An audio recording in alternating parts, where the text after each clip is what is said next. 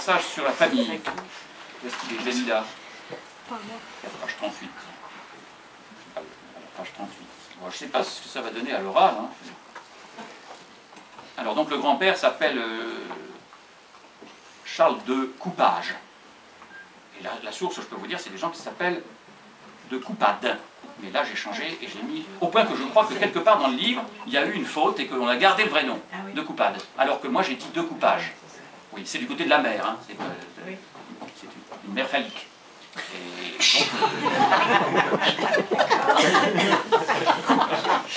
donc il s'appelle Charles de Coupage, c'est le grand-père maternel. Parce que le phallus est du côté de la mer. Enfin, peu à peu, quand même, vous allez voir que d'un seul coup, la guillotine tombe, les particules sautent, et le phallus repasse du côté du père. Alors voilà, donc ça c'est extrait d'un chapitre au début qui s'appelle Une scène de famille. C'est donc sur le premier Jordan, le Jordan bâtard, si vous voulez. Enfin, vous allez voir là comment ça se passe dans les mois qui suivirent le décès de Charles et le règlement de son héritage. Les relations entre Pierre-Henri et Raymond, alors Pierre-Henri c'est le père de Jordan, et Raymond c'est un oncle maternel. Et Raymond, frère aîné de Solange et mari de Thérèse, était devenu difficile. C'est-à-dire les relations entre le côté, comment dirais-je, petit bourgeois, si vous voulez, et le côté aristocratique. Petite aristocratie, toute petite province, toute petite noblesse de province. Enfin bref, les relations entre Pierre-Henri et Raymond, frère aîné de Solange de Coupage, étaient devenues difficiles. La tension augmenta encore parce que les deux familles se retrouvaient trop régulièrement, lors de week-ends à la Haute-Porte, sur un même terrain qui allait devenir un nouveau champ de bataille dans la guerre des mondes et de leurs valeurs. Nous ne pouvons donner la date exacte de la journée que nous considérons comme l'une des plus importantes dans la vie de Benjamin, faute d'informations précises à ce sujet, mais nous la situons à l'automne 1959, c'est vrai ce qu'il dit, j'ai vérifié.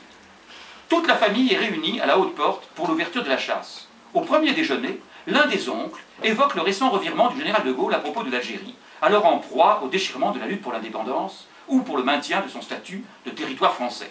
Pierre-Henri prend la défense de son grand homme et de sa politique d'autodétermination. C'est un gaulliste de la première heure, Pierre-Henri. Le débat s'envenime. Il évoque, Pierre-Henri, donc le père de Benjamin, sa détention dans un camp à l'Est, ses souffrances et son évasion, la bataille d'Allemagne et la nécessité du rapprochement franco-allemand. Le père de Jordan a joué un grand rôle dans le rapprochement franco-allemand dans les années 50. Il stigmatise surtout le comportement de ses beaux-frères pendant l'occupation et les solides affinités de la collaboration et du colonialisme. Le ton monte. Les dames demandent à leur progéniture ébahie de quitter la table des enfants. Solange est atterrée. Solange, c'est la mère. Les flots trop longtemps contenus du dissentiment emportent en un instant la digue érigée, de part et d'autre, par l'entassement de grands blocs de silence. Pierre-Henri sort.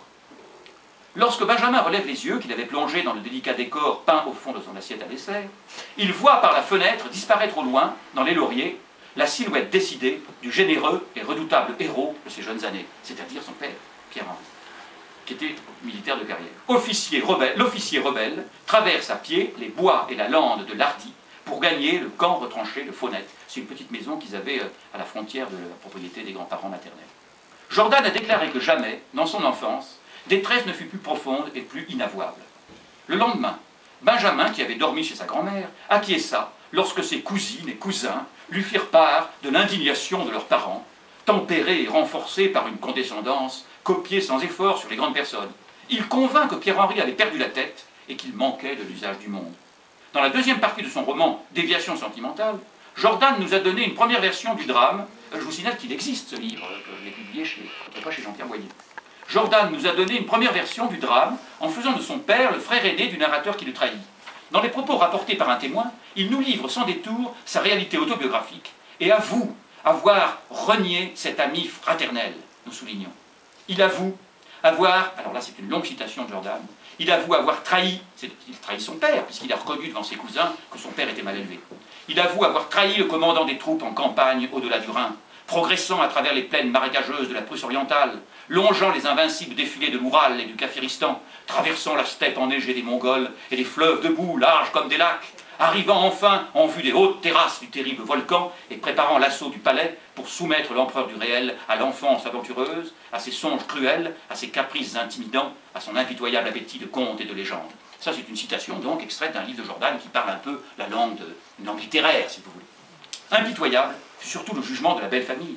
Bien que Benjamin eût désavoué son père devant ses cousins, enfants et parents l'identifièrent peu à peu à Pierre-Henri, parce qu'il était son fils préféré, et ils reportèrent toute leur attention et leur affection sur son petit frère.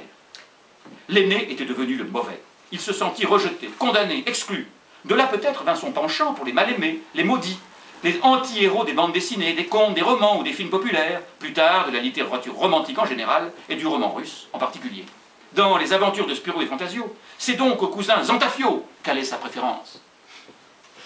Dans le même esprit, il décida très tôt que les histoires qu'il aimait lire et relire étaient toujours racontées du point de vue très partisan de leur auteur, mais qu'il pouvait fort bien en reconstituer la version véritable, en tout cas la sienne, ou celle du méchant supposé, par un amusant renversement du récit. C'est ainsi qu'il revécut tous les épisodes des albums d'Edgar P. Jacobs, en prenant la place du colonel Ulrich, qu'il devint le plus obtus des meurtriers en série, ou des juristes qui le jugent, qu'il se glisserait sans mal, mais non sans malice, quelques années plus tard, dans l'habit des ignobles bourgeois juste milieu, dans la peau des impossibles narrateurs de Georges Bataille ou de Samuel Beckett. Seuls les dictateurs sanguinaires et les grands criminels de guerre échappaient à sa retorse de compassion dès qu'ils découvraient qu'ils étaient populaires. Ces contorsions subtiles et sentimentales allaient-elles le rapprocher de Pierre-Henri, devenu persona non grata au château? Au contraire, à partir de ce jour de colère où les masques tombèrent et où le capitaine Jordan défendit avec fidélité et avec courage, seul contre tous, ses nobles positions, il s'éloigna de lui.